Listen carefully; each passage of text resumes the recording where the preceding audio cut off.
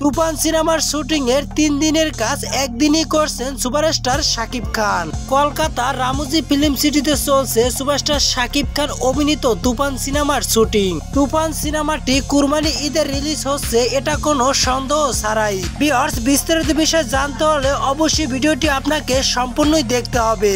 সম্প্রতি সুপারস্টার শাকিব খানের ক্যারিয়ারের সর্বোচ্চ বাজেটের সিনেমা হচ্ছে তুফান। শাকিব খানের চলচ্চিত্র ক্যারিয়ারে এত কষ্ট করেনি যে কষ্টটা বর্তমানে তুফান সিনেমার শুটিং এর জন্য করতেছেন। 3 দিনে যে শুটিং করার কথা ছিল সেই শুটিং 16 ঘন্টায় করেছেন শাকিব খান। ইতিমধ্যে শাকিব খান এবং মিমি চক্রবর্তীর রোমান্টিক একটি গানের শুটিং গতকাল শেষ হয়, যে গানটির জন্য ব্যয় করা হয়েছে 1 কোটি টাকা। তুফান সিনেমার গল্পে অভিনয় করার জন্য সুপারস্টার শাকিব খানের যা যা লাগবে এটা সেরা এবং স্পেশালটাই এনে দিচ্ছেন রায়হান রাফি। প্রযোজকরা ওনার কথার বাইরে যাচ্ছেন না। তুফানের সব কাস্টিং চমক হয়ে আসবে। আবারও নতুন ইতিহাস গড়ার অপেক্ষা কুরবানির ঈদে।